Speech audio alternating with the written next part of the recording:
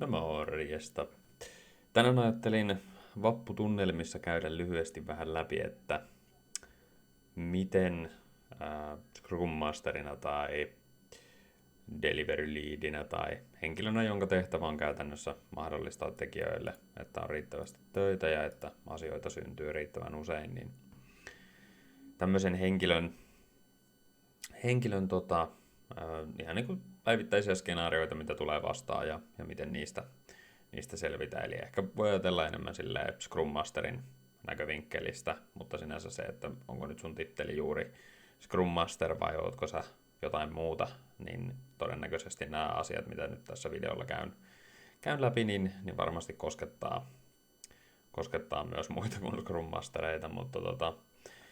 tosiaan perusajatus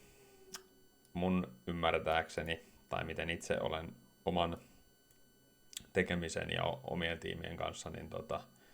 asiat pyöritellyt, niin on se, että pitää saada niin kuin mahdollistettua käytännössä, että voi nostaa esille, hei, nämä asiat ei edisty, ja että miksi. Eli että mitä ne esteet on, niin se, että kaikki ei aina ymmärrä, että joku asia saattaa olla este, ja sitten joskus myös saattaa olla arkuutta siinä, että ei välttämättä uskalla kertoa, tai sitten joku kokee, että no, tämä ei ole nyt silleen maininnan arvoista edes, että ei tämä nyt silleen ole niin suuri este, että ettenkö mä voisi sitä nyt itse tästä ratkaa. Mutta mä jotenkin näen, että tämä on niinku tosi tärkeää, että on joku henkilö projektitiimissä, joka mahdollistaa käytännössä tämän, on se sitten projektipäällikkö tai Scrum Masteri tai joku liiketoiminnan vetäjä tai kuka ikinä, niin että käytännössä kun edistys yskii, niin pystyy sitten niin kuin nostamaan esille, että mikä se on, ja tehdä asialle sitten jotain, että jos ei tiedetä, että mikä on ongelma, niin hankalahan sille on mitään tehdä. Eli mä itse jotenkin näen, että paikat, missä on nimenomaan sitä niin kuin, edistyksen estämistä, niin on se, että sprintillä ei ole riittävästi töitä, tai sitten, että esiteltäviä tuotoksia ei oikeastaan synny. Eli jompikumpi näistä niin kuin yskii, niin silloin meillä on esteitä edistykselle. Ja usein ne on mallia niin, että saattaa loppua hommat kesken, tai jotain ei ole ehditty esimerkiksi testata tai varmistaa niin nopeasti, että onko se nyt niin kuin hyväksyttyä vai ei. Ja ei ole niin kuin sitten jatkolle otettu mitään tehtävää. Ja sitten mietitään, että no, mitäs tässä nyt niin kuin tehdään, mutta että hommat saattaa loppua kesken. Tai sitten voi käydä niin, että se niin kuin toinen ääripää, että hommaa olikin liikaa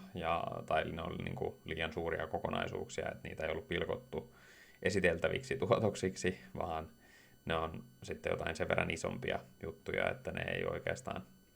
oikeastaan ehdi sitten niin kuin yhden sprintin aikana sitten esittelykuntoon ja valmiiksi.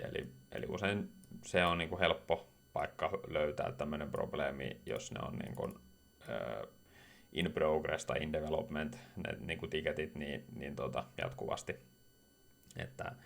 tuntuu siltä, että ne ei oikein niin kuin liiku eteenpäin semmoisella tahdilla,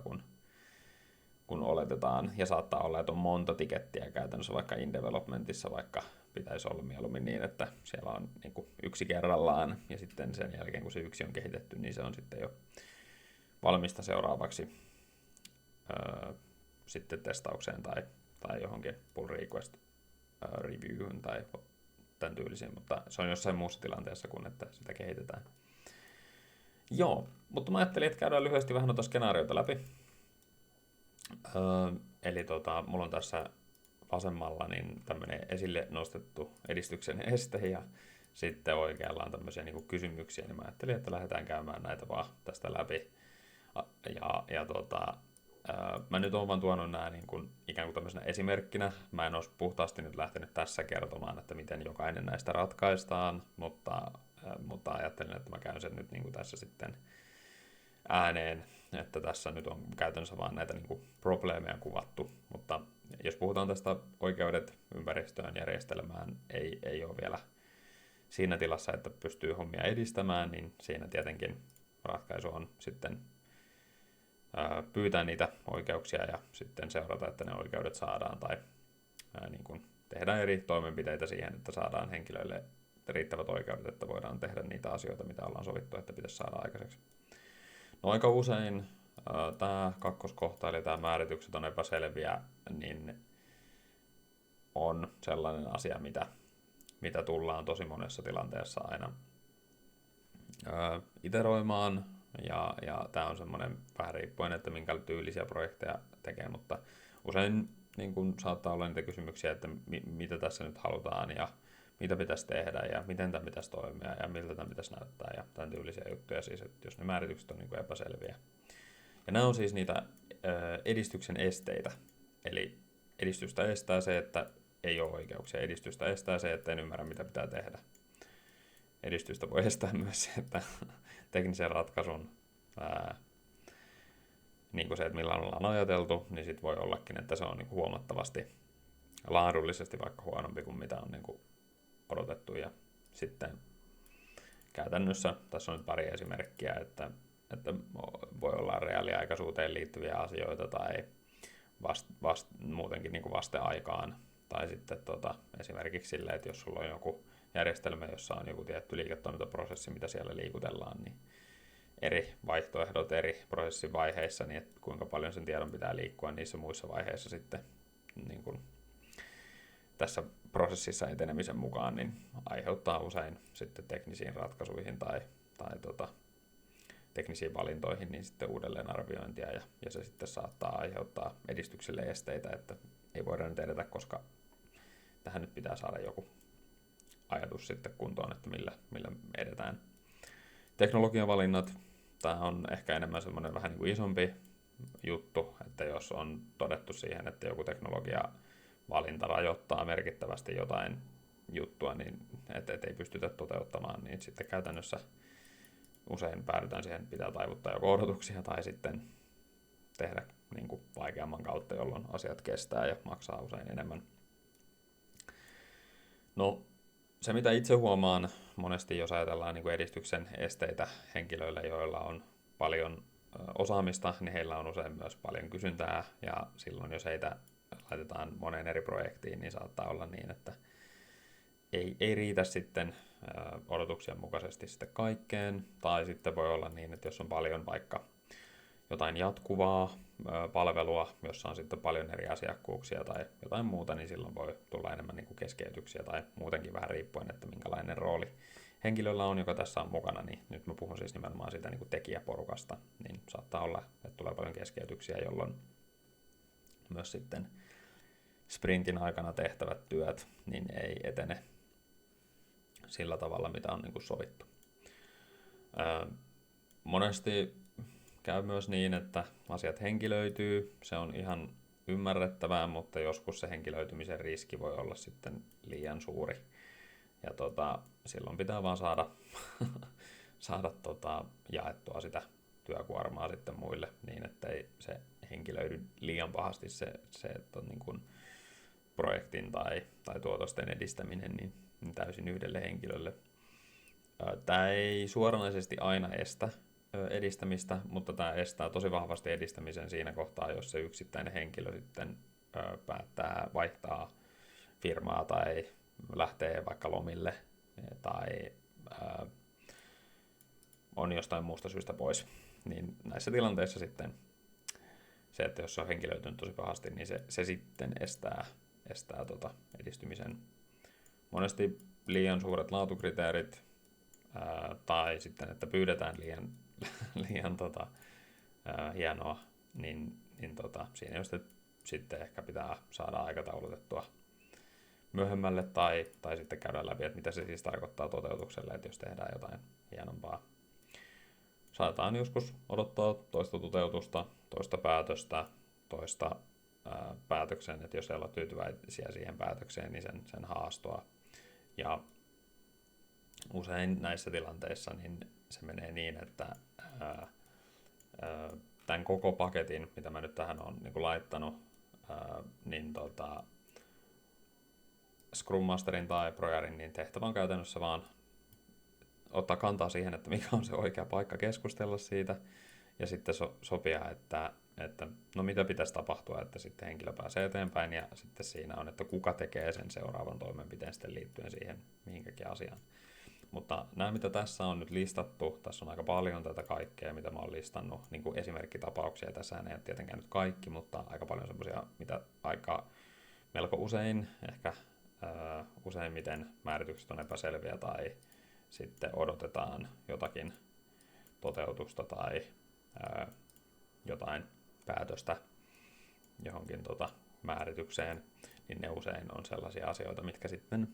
aiheuttaa sitä, että nyt pitää miettiä, että mikä on se oikea paikka keskustella ja sitten nostaa se kysymys, että no mitä tässä nyt täytyy tehdä, että me päästään tästä eteenpäin ja sitten sopia sieltä sitten seuraava toimenpide. Se mitä mä oon huomannut, kun tässä on niin kuin paljon itse ollut mukana kuulemassa näitä huomioita, että hei, tämä ja tämä on nyt niin kuin problem, että pitäisikö tälle tehdä jotakin, niin usein nämä on semmoisia niin kuin ketjuja. Et ensin määritykset saattaa olla epäselviä, no sitten sen jälkeen tulee niin kuin tekijäkeskeytyksiä ja henkilöitymistä ja sitten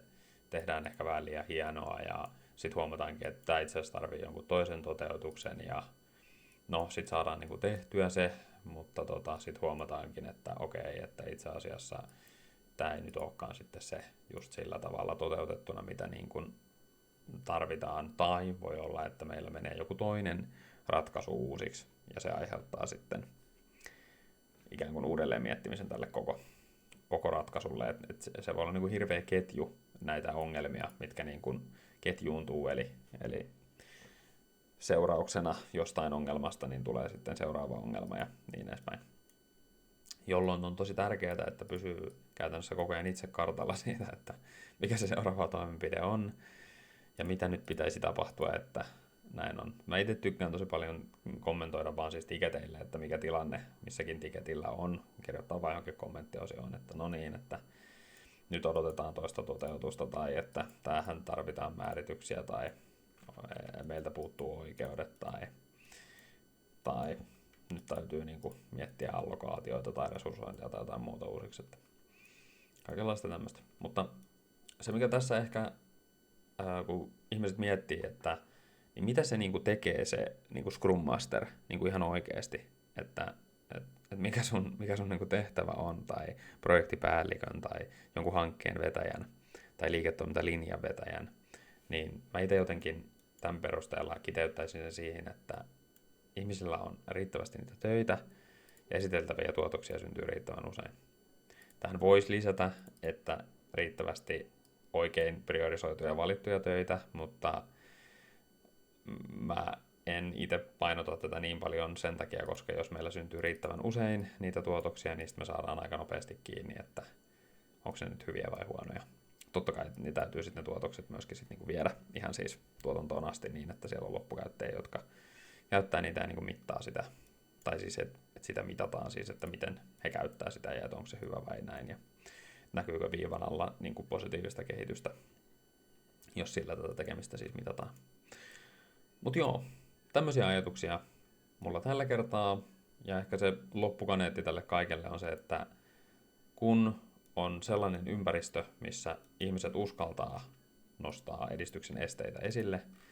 ja sä pystyt sitten käytännössä fasilitoimaan sitä keskustelua ja saamaan niitä seuraavia toimenpiteitä sovittuna, ja usein saattaa olla niin, että sinä saat sen seuraavan toimenpiteen itse sitten selvittää vaikka, että missä meidän määritykset menee ja mikä on nyt niin kuin, tilanne sitten minkäkin toteutuksen niin kuin kanssa ja mitä kaikkea siellä nyt yksityiskohtaisesti on silleen, että tämän kanssa ei voida edetä ja näin edespäin. Niin tässä on aika paljon sellaisia asioita, mitkä vaatii sitä, että lähdetään kertomaan, katsotaan, että mitä voidaan tehdä asialle ja sitten tehdään asialle jotakin ja koitetaan päästä eteenpäin. Eihän tämä nyt joka kerta osu nappiin, mutta on paljon tärkeämpää, että hei, tämä ei nyt niin kuin edisty koska näin. Ja joskus, riippuen vähän millainen se ilmapiiri on ja tiimi, kenen kanssa tekee, niin ei se ole aina niin itsestäänselvyys, että uskalletaan sanoa asioita ääneen. Niin mä sanoisin, että kaikista tärkeintä on saada sellainen ilmapiiri aikaiseksi, missä ihmiset uskaltaa nostaa, että hei, asia ei edisty. Eikä siinä, niin kuin siis, siinä ei haeta mitään syyllisiä, siinä se on vaan siis, että hei, näin koen tilanteen, en pysty niin kuin etenemään, tai että tuntuu siltä, että asia voisi edetä vähän nopeammin, tai